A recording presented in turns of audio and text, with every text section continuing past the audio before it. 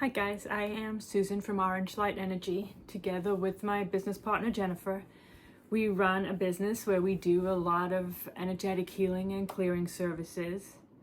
Over here I am bringing through messages from my guides that can create a library, a resource that can help you in times when you need a little insight, you need guidance, some clarity, a way for you to get messages that can be helpful to you in times of your life whenever you are going through these things. The message that I have today is from my guide Khonsu. He's an Egyptian god, one of my big healing guides. I love his energy for his directness. I know where some guides will be all about the support and that kind of energy. Khonsu is much more direct. If I ask him about something, here's what it is, which my mind appreciates. You know, I'm even doing this work, have an analytical mind, and I want to understand things. Why do we feel this way? Why do we experience these things? So he comes with less of the flowery language and a lot more about where does it come from? What does it mean? How do we move through it? How do you use it? So the message I have from him today is talking about the wound of grief. So to give this a little context, I guess I'm going to talk more around this message than I usually do. I made a video earlier this week that I'll link below about releasing grief, moving through these emotions. You know, my guides have been hitting me hard. There's been a lot of things in my life that have raised feelings of grief, things that have come up and been emotional. And I made the video and I was like, all right, if I've got this information, maybe I'm moving through it. And then the day after that, they hit me so hard. Something that came out of the blue, something that was unexpected. And sometimes that's just the most powerful time to talk about something, is when you're in it, when you're going through it, when you're feeling it, when it's in your energy. And so I didn't feel very motivated yesterday. I did what I could, but I gave myself space. And then in the evening, I was like, you know what? I'm going to ask some questions. I'm going to ask for some information about this. And so I asked Khonsu, tell me about grief. What do I need to know? What will help me? So that's the message that I'm going to bring through for you today. If it makes me emotional, I'm just going to keep going. It's a wound that's very present for me right now, something that is in my energy. If you see smoke, I do have incense burning right now. I figured, you know, maybe it can help all of us. Grief is such a heavy energy that just to clear the air a little bit, to give us the opportunity to have that cleansing, that clearing, that little bit more light when we're in a heavier place could be helpful. So here we go. This is the message that Khonsu gave to me yesterday. Grief is a wound of love, a wound that occurs as the energy is twisted and formed to something new. When something that was loved, something that was valued, something that was important within the life is no longer as it was. This can be the loss of one who was loved, but it can also be from a change in circumstances and experience, from any transformation within the life that alters the perspective and access to what has been familiar. This is an energy that holds primarily within the heart, within the chest, but it impacts too, will be felt throughout the body. Often there is pressure, restriction in the chest, energies that are trapped, that build up. This is the area where emotions most often are held. As you travel the path of grief, it is of benefit to move the body. These movements need not be large, but to shift and to move, to expand the chest, to allow the energies to move, to not become stuck, to not be held in ways that restrict, can be of great benefit. Be gentle with the body and with the mind, for there is much of great weight and burden that comes from the energy of grief. Recognize as you travel this path that this wound shows you your capacity for love, your capacity for compassion, your ability to feel and to experience, to be a part of all that it means to be human. If you did not experience love, what experience would there be? And so even as you feel pain, allow yourself gratitude for what has been possible. Each experience is about balance, and so it is with love. The love can be filled with joy, with excitement, with light. But so too, there is a side that carries heavier energies, a balance, an opportunity for a soul to experience each aspect. See the beauty in the duality of this, even as it may cause you pain. Recognize the extremes and the responses within your energy. This is how an incarnation is followed. To move between extremes, to experience each aspect of an emotion, of an action, of a lesson. This is how you learn, how you grow, how you know within yourself what holds importance. Grief impacts the body, but there are other energies too that would rise beside it. Energies that would be of detriment, that would hold you to lower space, that would pull you to heavier energy as you experience this path. The energies of judgment, of guilt, of shame, energies that need not be held and do not serve. For something to end, whatever form it takes, is a transition, is a change. These things are not gone, they are held in the memory. But to allow for something to go is to allow yourself to move forward, to allow yourself to heal, to allow yourself to experience emotions and sensations within your energy that can allow for the release of much. There is learning in all experiences, and you need not hold yourself to guilt, to shame, to judgment. To do so will only render you to greater struggle. Instead, in such times, look for the learning, for what was gained, for what has been experienced. Look for what within each experience you are grateful for, what it has brought to your energy, what you can feel. We understand that sometimes the response to this query would be pain, that you feel struggle, that you feel overwhelmed. Allow yourself to feel and to release these emotions, to recognize the value that they hold. That to feel such emotions is the balance of great love, something that held great value, something that was of great purpose. Bring gratitude for what you have experienced, what those energies have brought to you, how they have helped you to grow, how they have expanded your life and your energy. But look too to how you shall move forward, how you shall honor those rememberings, how you should build on the foundation that they brought. You grieve for something that is gone, but it need not be gone. It is transformed, it is different, but as you hold its energy, it is present still. What you choose to do with that energy, how you choose to move forward, how you choose to honor what has been experienced is a testament to your path. Do you render yourself to struggle? Do you bring yourself to darkness? Or do you choose to be inspired by what has been? Do you choose to rise and to be stronger for what you have experienced?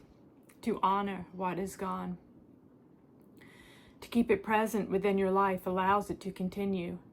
For in each experience within a life there is learning and there is expansion. And to nourish your soul with times of joy, with the energies that you hold, with all that you have learned, allows for you to do much that you do not yet see. Each experience that comes, however you may judge it, however you may feel it, brings you new understandings, new ways to be, changes your energy in profound ways. Who you were before is not who you are now, and you may choose to move forward in ways that support this new path. What have you become? What do you choose to become? How do you take into yourself all that you have experienced and become something more? To grieve is to let something go, to honor its memory, to recognize its value and all that it offered. But it is not to truly say goodbye. It is simply to move forward, to move beyond, even if this may not have been your choice. Still, it has come and it cannot be changed. Allow and accept, recognize that you cannot go back.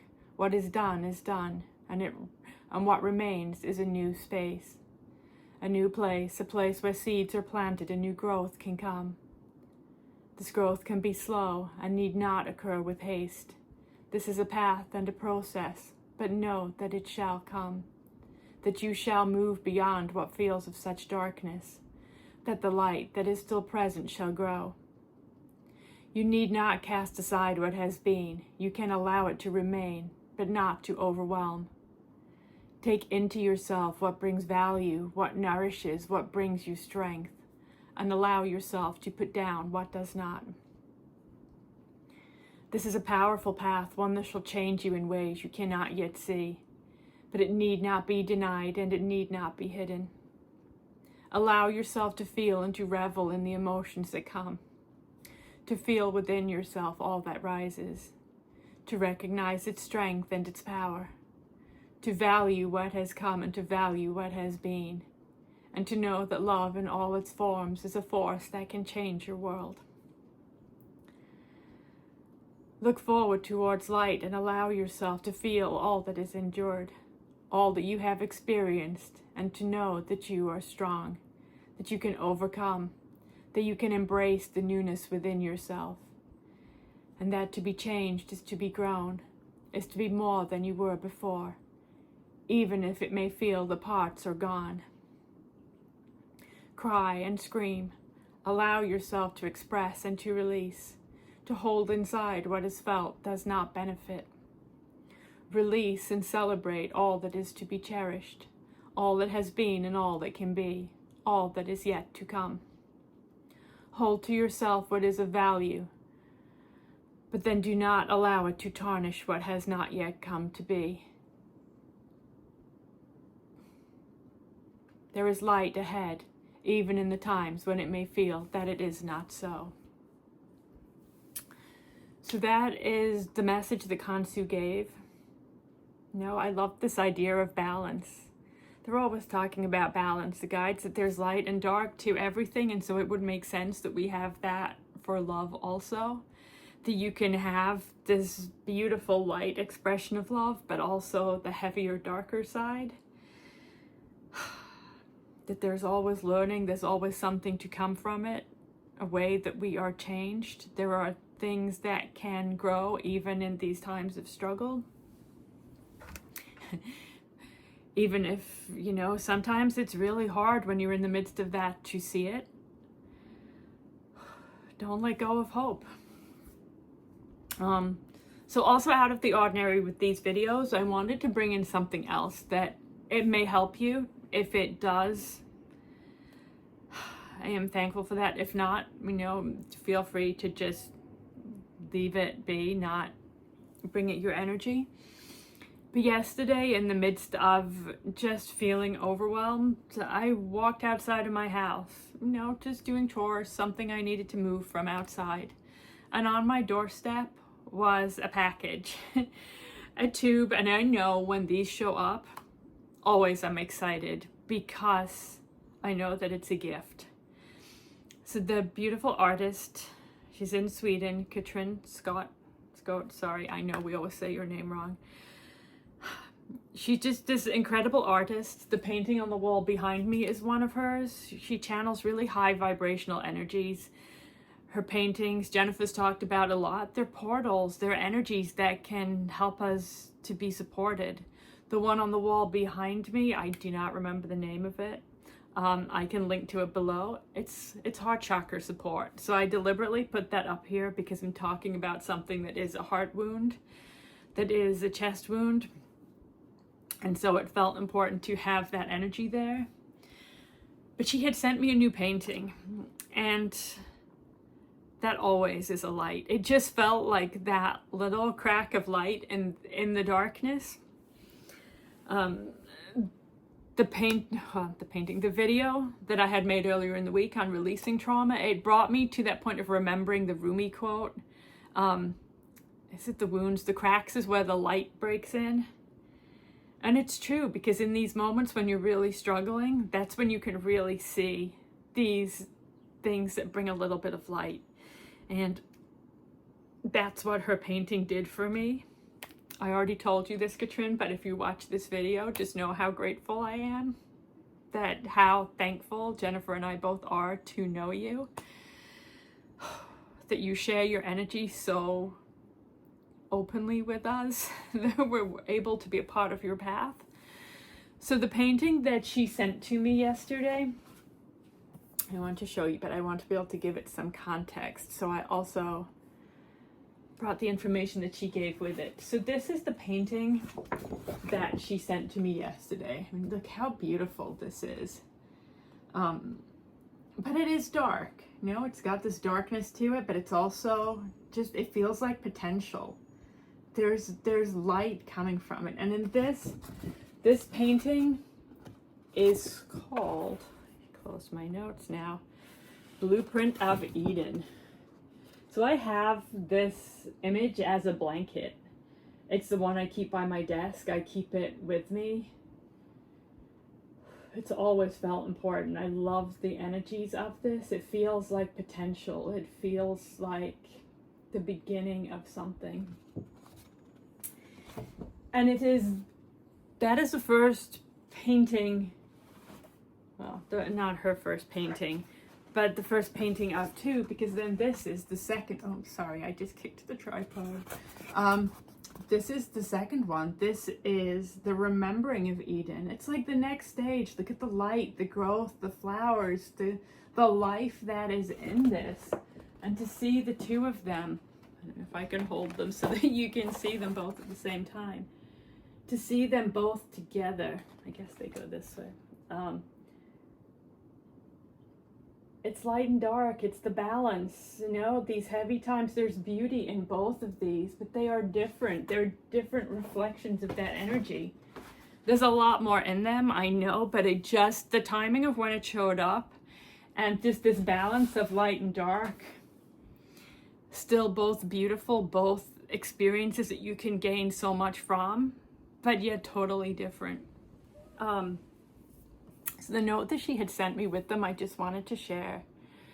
She had said, the blueprint is a primeval pattern, the coded structure of the sacred geometry of life, where every nerve fiber, every galaxy arm, every pulse is linked together in a living spiritual DNA. It carries the memory of what has always been, before separation, before forgetting. It is what is whispered to you before you could understand what you were painting, and now it speaks clearly. So she's talking about these as a whole, but then just talking about these. The blueprint shows what you came here with, and Eden is what are you reawakened to? What do you remember within you? This is, it's potential, it's who you are, and these are all the lessons you can learn, all of the things that can come, all the places you can go, all the ways that you can grow. And then this, kind of, I may be interpreting it wrong. Sorry, Katrina, if you have more. But this is, you know, look, these bubbles are expanded. You can see what's in them, the choices that were made, the growth that has come, the light that is there, these new pathways that you have found. It said about this Eden, now renamed the remembering of Eden, is not just a place, but a state that arises when the blueprint that the blueprint carries is embodied. Eden is life awakening from within, a conscious choice to step into the whole again. You have created a painting that does not show paradise, it reawakens it. When these paintings are seen together, something happens in the viewer. A new and an old memory returns, and the way home becomes clearer. These paintings can mean a lot of things, but I think their energies are important, especially this one that for this message, I think that this is important. The timing of when it showed up, the feeling it brought in me when I was looking at it, the gratitude, the love, just the feeling that there's more than just this moment. So I wanted to share it here. If it brings you something, I'm grateful. And it's also an opportunity to share the energies of Gertrude's beautiful work. I'll put a link to her information below for anybody who's curious about her paintings. But yeah, all right, to anybody who's moving through grief right now, whenever you're watching this video, I'm sending you love. This is a challenging path, an emotional path, so please be gentle with yourself. Be easy on yourself. Let things out. Feel your emotions. Let yourself be whatever you need to be. Okay. Love to you all. Thank you for watching. Bye.